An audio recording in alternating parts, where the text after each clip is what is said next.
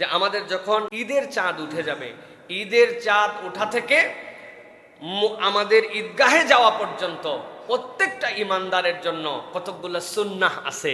আমরা কি কেবলমাত্র ঈদগাহে নিজেদের মতো করে যেতে চাই, নাকি আমরা ঈদগাহে এমনভাবে যেতে চাই যেভাবে রাসূলুল্লাহ সাল্লাল্লাহু আলাইহি ওয়াসাল্লাম ঈদগাহে যেতেন? চাই আমরা নবীর তরিকায় চাই আমরা?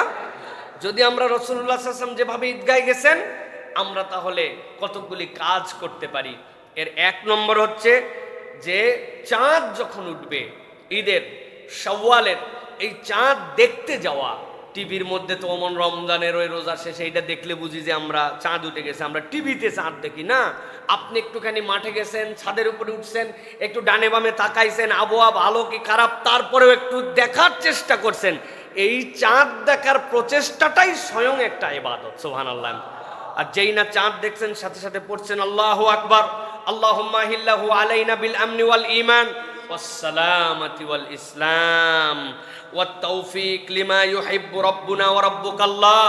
আল্লাহ, এই চাঁদের প্রতি সালাম, তুমি মহান আল্লাহ রাব্বুল আলামিন, তুমি এই চাঁদের ভিতরে আমাকে নিরাপত্তা দান করো, আমাকে ইবাদত করার তৌফিক দান করো। আর এই চাঁদ তোমার আর আমার রব আল্লাহ।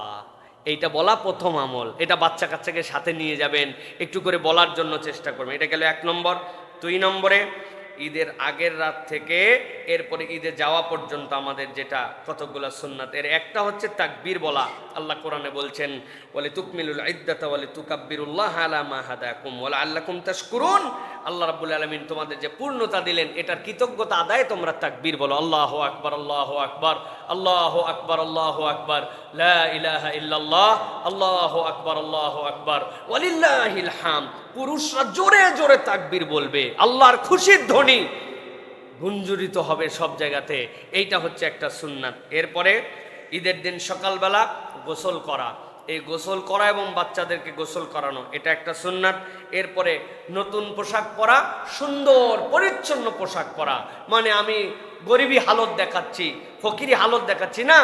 আপনার পোশাকটা 2 বছরের পুরাতন হতে পারে, কিন্তু সেটার মধ্যে একটা সৌন্দর্য থাকবে, পরিষ্কার পরিচ্ছন্ন, একটু আয়রন করা, দেখলে বোঝা যাবে যে আপনি একটা খুশির সাথে সম্পৃক্ত হতে যাচ্ছেন। এরপরে সুগন্ধি ব্যবহার করা। এরপরে আমরা যে এই রোজার ঈদ যেটা আমরা বলি, এই রোজার ঈদে যখন আমরা যাব তখন কিছু না কিছু খেয়ে যাওয়া, এটা হচ্ছে একটা সুন্নাত আমাদের জন্য, যে কিছু খেয়ে যাব। খেয়ে যাওয়ার ক্ষেত্রে কি সুন্নাত? খেয়ে যাওয়ার ক্ষেত্রে 3টা 5টা 7টা খেজুর খেয়ে যাওয়া। রাসূলুল্লাহ সাল্লাল্লাহু আলাইহি ওয়াসাল্লাম এই খেজুর খেয়ে যেতেন আমাদের জন্য। এরপরে আরেকটা গুরুত্বপূর্ণ আমল, ঈদগাহে যাওয়ার আগেই ফিতরা আদায় করে যাওয়া।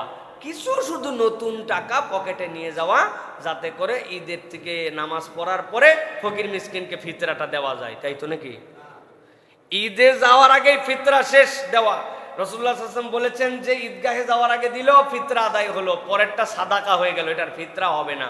এই জন্য ফিতরা, খাদ্য, ফিতরা আপনার যে আইটেম দিয়ে আপনি দিচ্ছেন এগুলো সব দিয়ে ঈদের নামাজের জন্য আপনার যাওয়া।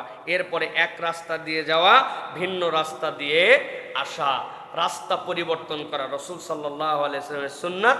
সর্বশেষ সুযোগ থাকলে প্রশস্ত মাঠে, বড় মাঠের মধ্যে ঈদের সালাত আদায় করা। আমাদের কমিউনিটিগুলোতে আমরা এখন মসজিদে মসজিদে আমরা ঈদের সালাত আদায় করি। মসজিদে আদায় হয়ে যাবে কেউ যদি সালাত আদায় করে, কিন্তু রাসূলুল্লাহ সাল্লাল্লাহু আলাইহি ওয়াসাল্লামের সুন্নাত এইটা ছিল না। সর্বশেষ যেটা, একজন আরেকজনকে ঈদের শুভেচ্ছা জানানো, তাকাব্বালাল্লাহু মিন্না ওয়া মিনকুম। এরপরে ঈদ মুবারক, মানুষকে আপনি ঈদের শুভেচ্ছা জানাবেন, তবে সুন্নাহ তাকাব্বালাল্লাহু মিন্না ওয়া মিনকুম। এরপরে তাদেরকে ঈদ মুবারক বলেন, ঈদের শুভেচ্ছা বলেন, তাদেরকে আপনি আপনার ভাষায় বলেন, কোনো অসুবিধা নাই, কিন্তু এই শুভেচ্ছা জানানো। সুতরাং এই কাজগুলো যদি আমরা করি, দেখবেন এগুলো ম্যাক্সিমাম কাজে আমরা করি। গোসল আমরা করি, সুগন্ধি আমরা লাগাই, নতুন জামা কাপড় পরি, শুধু 2-3টা জিনিস করি না। এর মধ্যে এক রাস্তায় যাওয়ার সুযোগ থাকে না, আরেক রাস্তায় ফিরি, এইটা আমরা করি না। তাকবীরটা জোরে জোরে আমরা অনেক সময় বলি না, এইগুলো আমাদের মধ্যে নাই। চাঁদটা দেখার জন্য যে আগ্রহ ছিল ওইটা নাই। তাকাব্বালাল্লাহু মিন্না ওয়া মিনকুম এটা তো জানি না। এই 2-3টা জিনিস ঠিক করে নিয়ে আমরা যদি নিয়ত করি, এবারের ঈদ আল্লাহ নবী যেরকম করে গিয়েছিলেন আমিও সেরকম করে ঈদের উদ্দেশ্যে রওনা হইলাম, ইনশাআল্লাহ ঈদের নামাজ পড়া হবে। সাথে সাথে আল্লাহ নবীর একটা সুন্নাহকে জাগ্রত করার নিয়ত করার কারণে আল্লাহ অতিরিক্ত সওয়াব দান করে দিবেন। পারবো ইনশাআল্লাহ আমরা? আল্লাহ যেন আমাদেরকে তৌফিক দান করেন। আল্লাহ রাব্বুল আলামিন যেন আমাদের সকলকে এই আমলগুলি করার মতো যোগ্যতা, আল্লাহ রাব্বুল আলামিন যেন যেভাবে ঈদের দিনে যে আমাদেরকে ক্ষমামুক্ত জিন্দেগি আল্লাহ রাব্বুল আলামিন তার সাহাবায়ে কেরামকে, আম্বিয়া আলাইহিmus সালামকে দান করেছেন, আল্লাহ যেন সেরকম আমাদেরকেও দান করেন। আল্লাহ রাব্বুল আলামিন আমাদের সকলের মনের নেক মাকাসেদগুলো পূরণ করে দেন।